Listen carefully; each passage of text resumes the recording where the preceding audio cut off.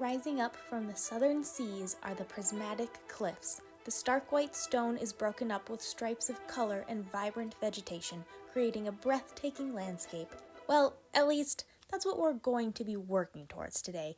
Hello, I'm Jade the Willow, and in this video, we're continuing to build up the soon-to-be colorful and fantastical 10,000 block world of Arlansei, adding in story as we go along. Here are giant white cliffs, and my idea is to paint them, so to speak, in a similar pattern to the Badlands biome. So I'm just going to take my world painter brush, though I'm so nervous to start.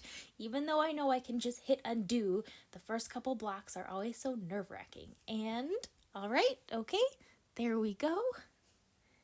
What do we think? I like it. It's good. And now all we have to do is the rest of the cliffs, which I think will be good for a time lapse. I had fun experimenting with different colors like green, purple, and orange. I might add in orange later, but for now I decided to stick with the two pink shades and the blue for the rock. Then I added in gold veins, which are central to the story of these cliffs. The local inhabitants don't mind the gold often or very much, as it's not part of their economy and is only used in very rare religious ceremonies for ornamentation. But others from the mainland are very keen to hollow out these cliffs and mine all of the gold. I wanted to change up the direction of the gold in the cliff face so that it didn't look the same as the other layers of stone. It has more of a clumpy and vertical look, which I really like. Before I do too much more, I'd like to test it out on this little island, and I wanted to bring you along on my designing process because hopefully that'll be interesting or helpful to you. I added in a little bit of glass so I know where the water line is, which is the same I did with my last Arlansei video.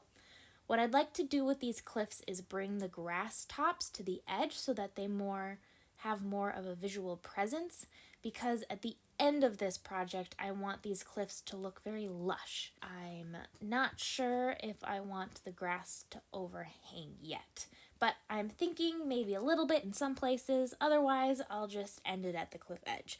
Okay, there we go. Though I want more green and less brown, so we're gonna mix in some moss. Alright, I think that looks great. It just needs a little bit of detail work, and I guess I just said it looks great, so there we go. Okay. Another thing I'd like to try is adding in hanging vines over the edges, which is pretty simple and I feel like are a classic, but honestly, I don't really like it for this. I just think it looks a little weird. Though I could add in some mossy areas along the water, my creative process, I tend to jump around a lot. So thanks for following along. Okay, I do like this look. And then I could also maybe add in some glow lichen. I like it, but it'll be quite the process to cover these cliffs with them, so we'll see. We'll see what happens. Alright, I got rid of the vines because I don't think they make much sense. I just don't think they look great. Maybe I'll add in vines later, but I did come up with a different green plant idea that I want to put in.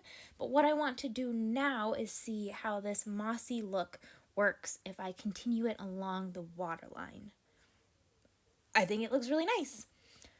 But do we think it should be more clumpy and less scattered rather than just random block places? Like do a clump of moss and a clump of mossy cobblestone.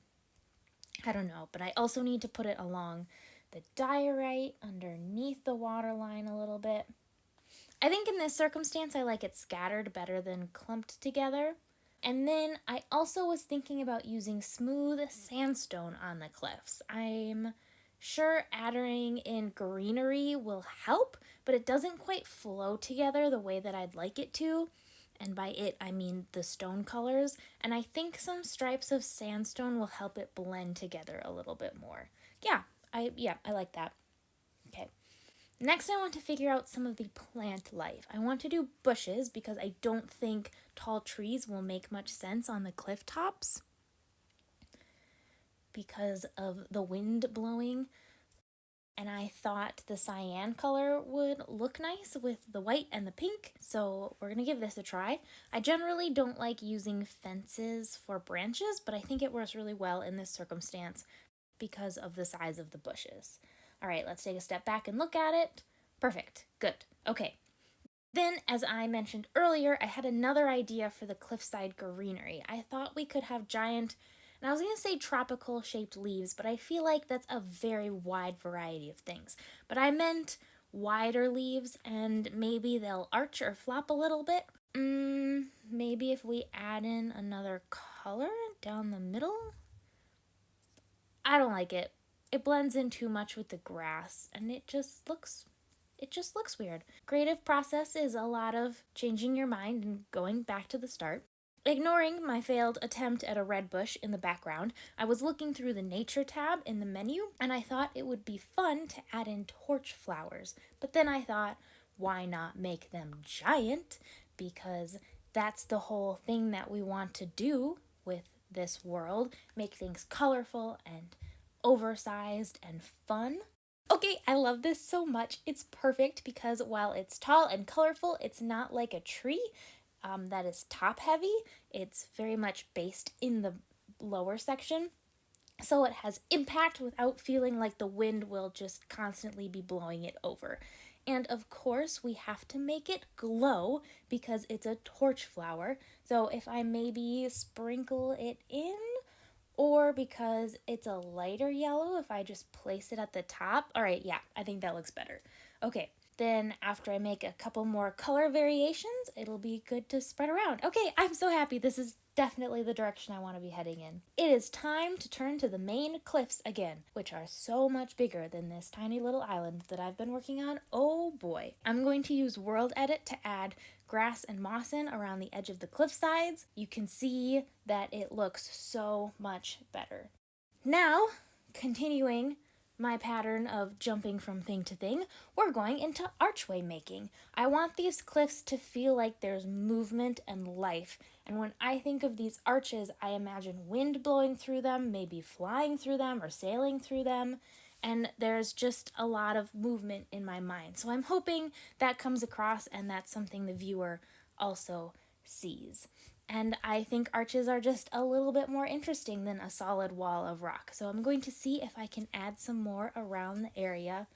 Oh man, I do. I love a good archway.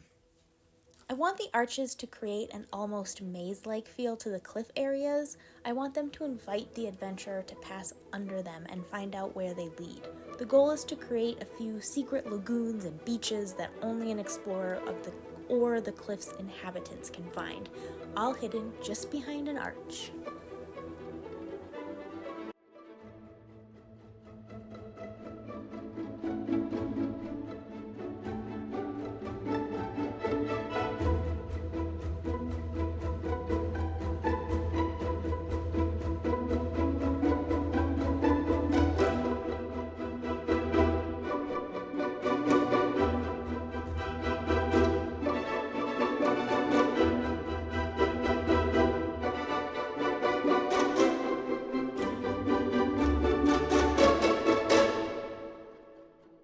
Okay, I've added in a few, though I suspect I'll need more.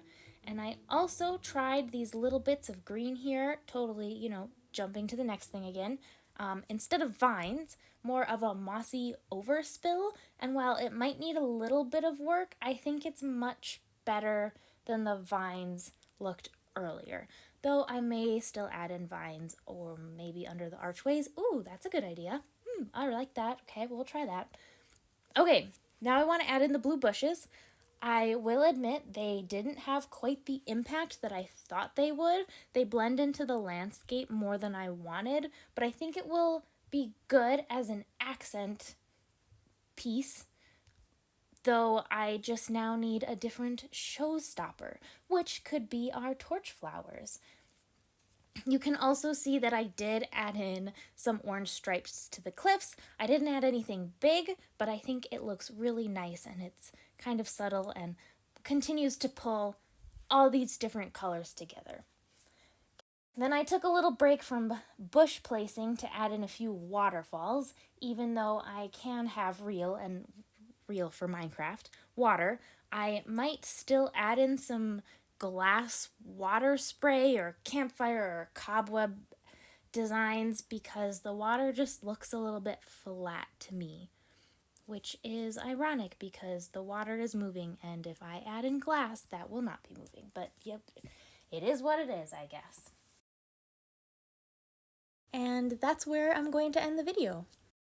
If I would have known at the beginning that I was going to split it up into multiple videos, I would have done things a little bit differently. So thanks for coming along on this journey while I hopped around absolutely crazily. Make sure you stay tuned for part 2, and thank you so much for watching. Sorry we couldn't finish everything in one video, but we'll get to it eventually. I just don't want to rush through and not be happy with where it ends up. I'll see you in the next one. Thanks. Bye.